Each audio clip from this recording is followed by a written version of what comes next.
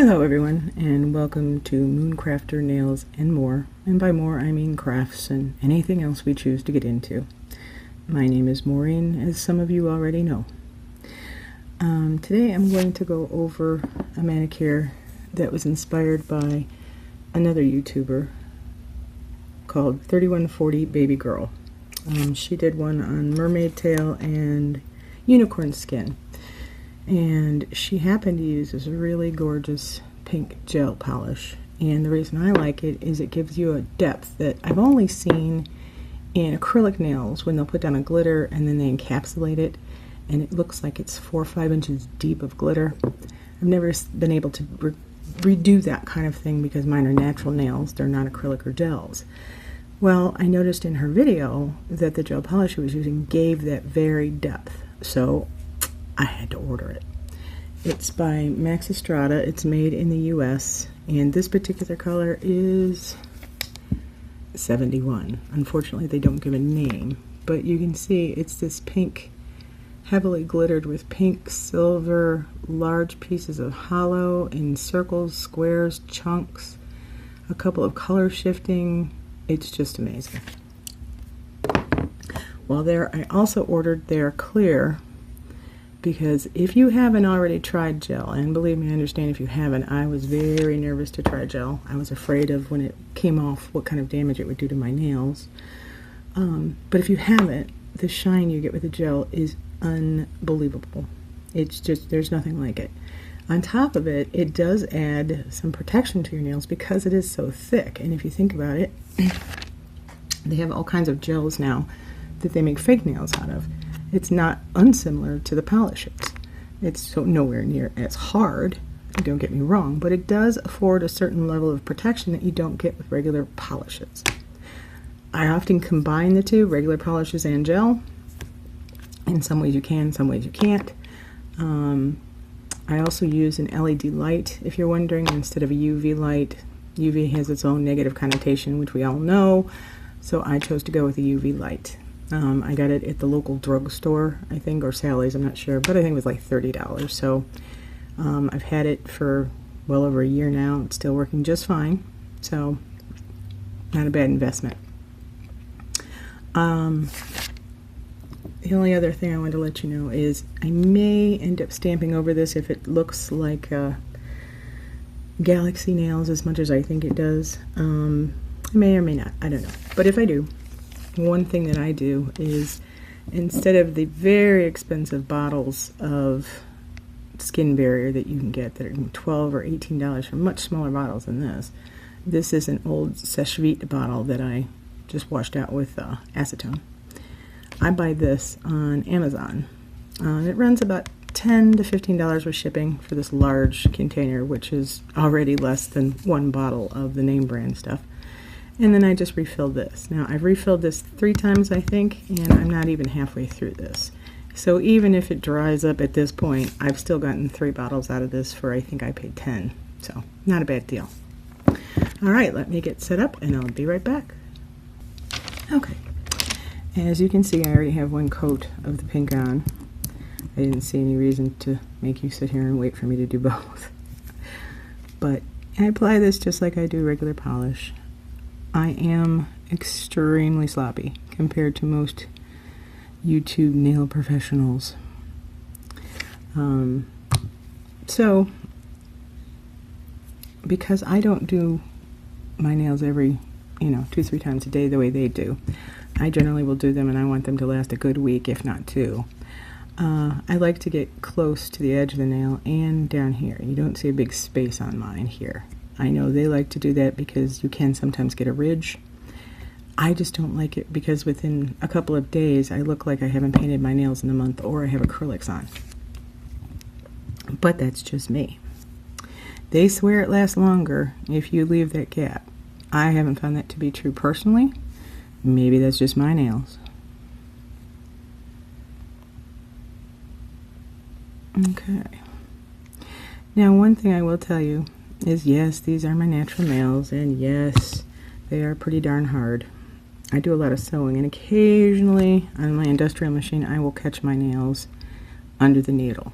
And the needle would normally break a nail. However, with my case, what generally happens is it gets caught in the nail, I have to pull it out, or the needle will break, not my nail. I think the reason for that is some advice my mother gave me years ago, and that is that if you keep the tip covered with polish, that's great. It helps keep water out of your nails, and when water gets in your nails, all the individual layers separate. And then as your nail dries out, they come back together, but never fully. And then, of course, they peel, crack. That's not good. Well, her secret was to paint underneath as well. Always keep them sealed with clear, and that way water doesn't get in through the bottom of the nail either. Now, like most kids, when my mother told me this, I thought, sure, Mom. But you know what? She was right. My mother passed away in 1991, but I assure you, wherever she is right now, she just heard me say she's right, and she's just laughing and laughing. Not something I often said while she was here. But yes, she was right. So, you can see the difference in just 2 coats. I haven't found the need to put on more for what I'm going to do, but once you put the clear on top, the depth of that shine is amazing. But we'll get there. I'll be right back. Okay, I cured these for about 1.5 minutes, and for those of you who are new to gel polishes, you've probably heard different people talking about the sticky layer. Well, when I first got my first gel polish and I nuked it under the light, they feel sticky and almost gummy and soft, and I thought, oh, they must not be done. So another 30 seconds, and then another, and then another, and then I'm up to like 5 minutes, and something must be wrong with this polish. So I got out my alcohol, and you can use 70% alcohol, 91% alcohol, or they even have products that is specifically meant for wiping off the sticky layer. I found them very expensive, and they don't do any better job, so my personal opinion. So I wipe it off, and much to my amazement, that sticky, gummy, soft feeling is completely gone. So I had overcooked it, overcured, but it didn't matter. It seemed to be fine. But I didn't understand what they meant by a sticky layer. I had no idea what they meant. I was expecting them to be kind of, you know, just maybe like have a slightly tacky. Well, they were more than slightly tacky. They were completely gummy feeling. It felt as though I was pressing into it like it was still soft. I expected to look down at my finger and see soft, wet polish, like it had come off, which it wasn't the case. It's a very unusual feeling. So if you haven't tried gels before, and you're going to, if you follow the directions on the bottle, and some of them don't say, sometimes you have to go to their website and look, and if they don't, I generally find 2 minutes to be sufficient for most things. If they need more than that, they very specifically will say so. But after you cure it, wipe it. Don't think, oh, this can't be enough. Wipe it. You'll be surprised. It is a very unusual feel because we're used to polish. We're used to polish that within a matter of minutes is dry and hard, and that's that. And it doesn't quite work the same with gel. Now, if you're wondering what we're going to do for the final look here, as I said, in 3140 Baby Girl's Nails, she does a mermaid look. She uses a lot of alcohol inks. I'm not a fan of alcohol inks simply because they're very expensive, and I'm not going to take the time to make them. And they end up with a very muted color for some colors, and I like brights. And when I say I like brights, I mean I like brights. So she had a blue, and basically she has taken apart a bunch of Sharpies. She pulls the ink cartridges out, and she makes her own alcohol inks, which I will link down below her video, and you can go follow her channel and you'll see what I mean. And then she uses different applications, different ways of applying them to her nails and other things. She also does tiles and other crafts. But there was a particular blue that she had that I absolutely love the look of, and I thought, well, why couldn't I simply take a Sharpie and color it on the nail? Well, guess what? You can. Especially because this is not polished, it doesn't pull off the way it would if I had just colored on my nails with regular polish and then try to go over it with a clear. The clear would pull off a lot of the Sharpie and discolor my clear polish. That doesn't happen with gel. But this is still kind of rough. You can still feel the glitters. So what I discovered was if I put a coat of the clear on first, then color, then do another coat of the clear, I get a nice seal and I get a nice galaxy look. Okay? Here's the last thing, well, far from the last thing I'm sure, but one more thing I'm going to tell you about this. Normally, with normal polishes, we'd pick up quite a bit to paint our nails. With gel, because it stays liquid until it's cured, you really need to do thin coats.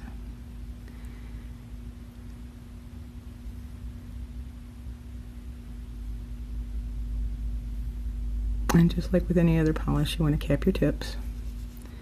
And as I said, you'll want to do underneath, because that seals your nail from all water.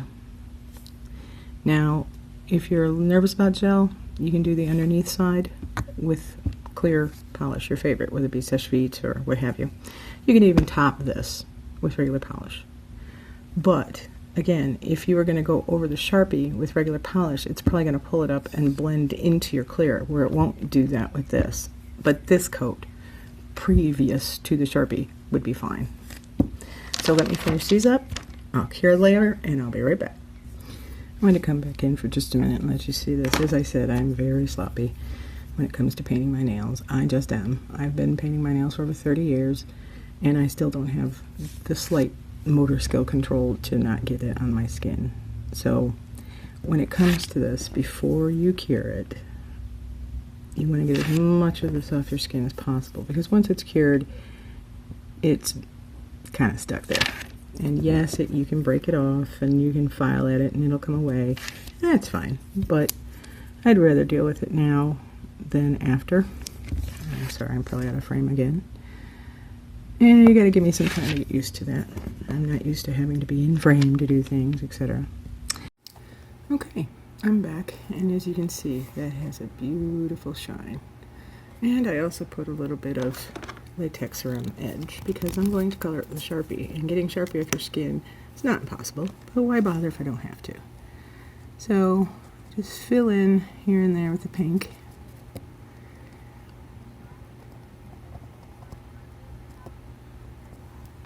And I finish it off with the blue. Everywhere I cover pink, of course, it's going to get purple, or at least some form thereof, kind of. And I don't want to leave too many large pink spots, because I'm kind of not really sort of going for a galaxy look. Because I do think I'm going to stamp on top of it. Alright. Leave it alone, Maureen. Leave it alone. Okay. And then, okay, I'm back. And as you can see, I have some latex barrier on, meaning I decided I was going to go ahead and stamp. You've seen this stuff applied 1,000 times, but I wanted to show you at least one finger so that you could see how easy the latex body paint I use, this stuff, works and applies. So, of course, it's quite easy. And if you do get any on your nail or anywhere else you don't want it, give it a few seconds to set up. And it becomes very rubbery and it pulls right off, similar to a, oh, I don't know, a bandage, or you'll see. Okay. If I can get the lid on. Alright. I'm going to use this plate by Bundlemonster. It's a collab plate with Kelly Marissa. And it has just got a nice space theme. I don't know if you can see that without the glare. Okay. And any of these would be great over a galaxy nail. And I think that I am going to go with that one. Now, I also found from another YouTuber that the soft scrapers you get with most don't get into a lot of places, and if you have a large image with a large area where fingernail polish is going to stay, what often happens is it scrapes it out. So the firmer the scraper, the better on those. And she recommended this Moyou London. And since I've got it, I don't think I've used anything else, and I have had a lot less problems with stamping. Now, white stamping polish can be a problem. Many of them don't have enough pigment, so you'll stamp it and it looks transparent, and over a dark color that can be a problem. So I've had several. This Moyra is probably one of my favorites that I've had so far. I think you'll see what I mean by it giving great coverage over even dark colors. It has a lot of pigment, meaning it has a lot of white powders in it that when you apply it, it looks very opaque and you don't see the color of polish or whatever you have under your nails beneath it or through it. And that's kind of the goal.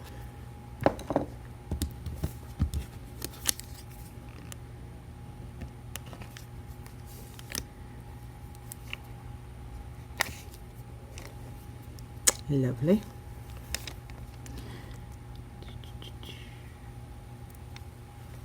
Now, in case you're wondering, why do you have a rubber band on that? Well, you see that conical shape? If you have anything on your hands or you have cuticle oil on, this is going to go shooting across the room when you pinch it to hold on to it tightly. I discovered if I put a rubber band on it, I could get a good grip and control where it goes. And as you can see, we got a lovely result. And you can probably see quite well what I mean by the white. Focus camera, come on now. There we go. Not letting those dark colors underneath shine through. All right. Okay, as you can see, I've cleaned the plate, and I used the cotton claw and cotton ball that everybody else does. I do find it works the best, otherwise I wouldn't use it.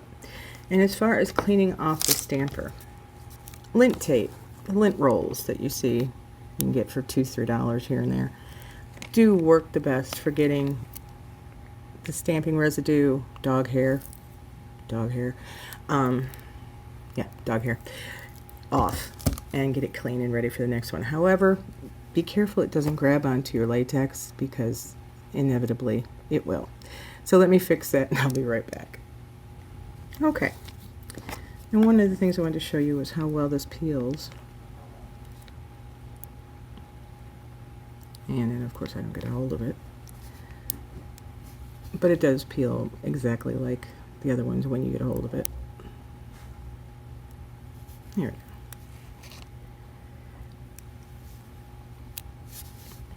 See? You can see that's ready for top coating with a little bit of gel or clear regular polish.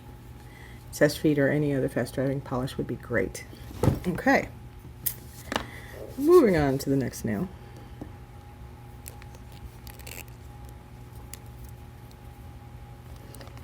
Alright. Moyra. Wow, why can't I say that? Moyra. M-O-Y-R-A. And of course I will link it down below. Now, if you're like me, initially when I started stamping I thought, oh, I see those streaks? I can't stamp that. It makes absolutely no difference. And that was not a good stamp. Let's try that again. Clean off the stamper.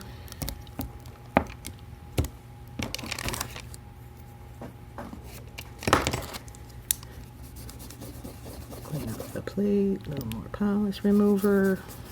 There we go.